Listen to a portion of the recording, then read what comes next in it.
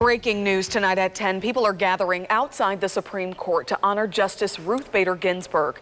She died this evening at her Washington, D.C. home, surrounded by her family. Ginsburg died from complications of metastatic pancreas cancer. She was 87. Tonight, the world is reacting to the loss and honoring her legacy. This was somebody who really shaped American life. It was sort of her style. It was her grace, her wit, and but also her tenacity. She is an example of the great justices, ones who came to the court already with a reputation as being significant forces in the law. Right now, you're taking a live look at the White House, where flags are now at half-staff to honor Ginsburg there, as well as at the Capitol. We have live team coverage tonight on Justice Ginsburg legacy, local reaction from those she's impacted, and what's next for the Supreme Court. But first, we start with NBC's Tracy Potts on how RBG became the woman she was. Justice Ruth Bader Ginsburg spent more than a quarter century on the U.S. Supreme Court and spent much of her career fighting for equality. How wrong it is to judge people on the basis of what they look like. Born in Brooklyn, New York, she tied for first in her class at Columbia Law. But with no job offers from law firms, this was the late 50s, she taught at Rutgers and Columbia, then helped launch the ACLU Women's Rights Project in the 70s. Later, as their lawyer, she won 5 of 6 cases before the U.S. Supreme Court. Her ultimate goal was to get sex discrimination treated by the Supreme Court the same way that race discrimination was treated.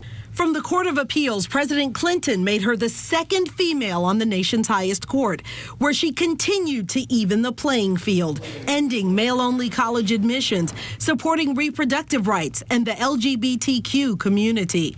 While her rulings leaned liberal, off the bench, she was close friends with the late conservative Justice Antonin Scalia. In her 80s, Ginsburg became popular with a new generation, celebrated in the book The Notorious RBG, and parodied on Saturday Night Live. I'm never going to step down now. You can't get rid of me. There's this whole new generation of young people who really admire her and think of her as, you know, kind of a rock star. Justice Ginsburg spoke out about the Me Too movement.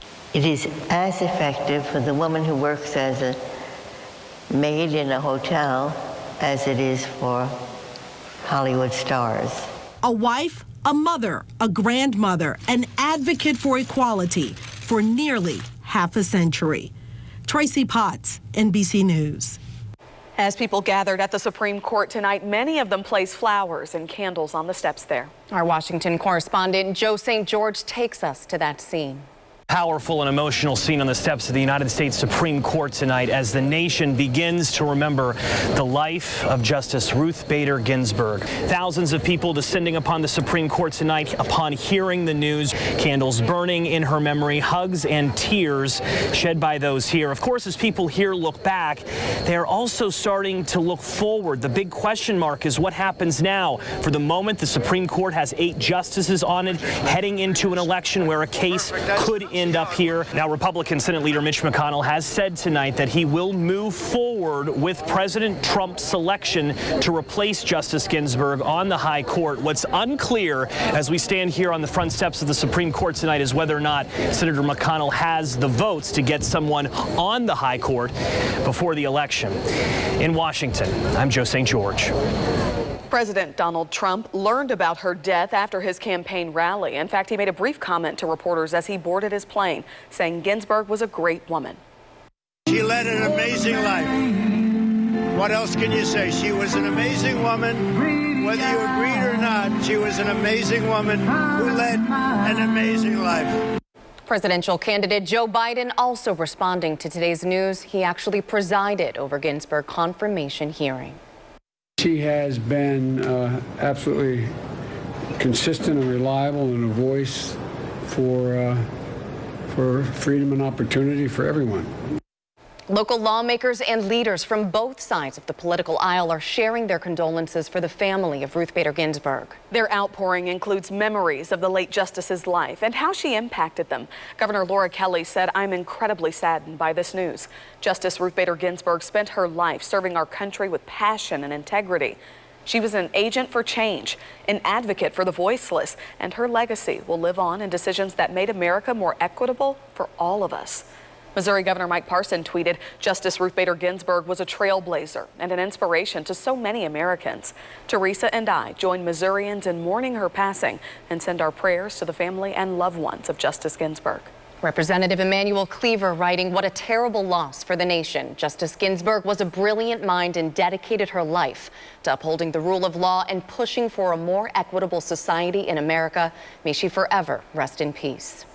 And the Missouri House Democratic Caucus tweeting out tonight, "This is devastating news. Ruth Bader Ginsburg was a fervent advocate for gender equality and an insightful jurist on the Supreme Court. But most importantly, at every stage in her illustrious career, she was a fighter." Reaction to Justice Ginsburg's death was swift throughout this community. Tonight, some people here locally are sharing the true impact of this loss.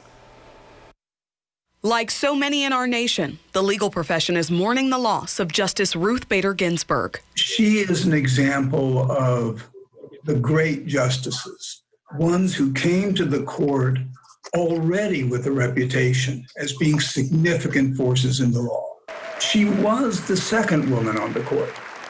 So in a way, it was not quite the groundbreaking. They already had decided, how are we going to deal with the fact that it's no longer Mr. Justice so-and-so? But she was the great women's advocate on the court and a great advocate for other areas of human rights and civil rights. Unlike others on the court before her, Ginsburg crafted her own identity and became an icon across several generations. It was sort of her style. It was her grace, her wit, and but also her tenacity. Like Thurgood Marshall, like Earl Warren, Ruth Bader Ginsburg believed that law existed to be sure that people had a voice and that that voice was equal, and that the government protected those who wouldn't necessarily always win.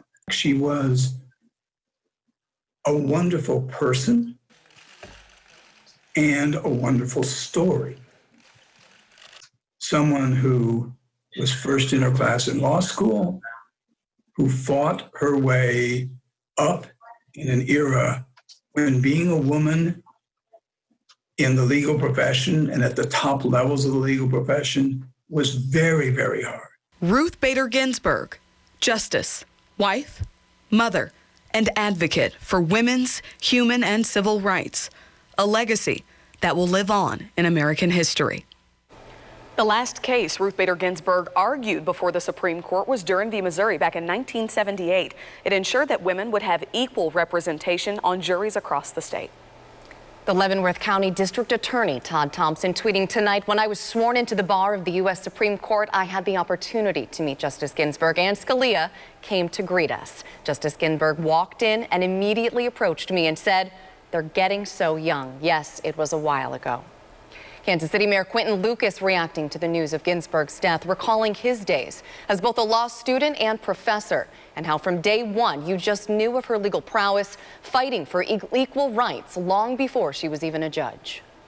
This was somebody who really shaped American life, American law for the last, 25 years. And so we're so honored to, I think have an opportunity to have lived in a country where she was one of our great jurists.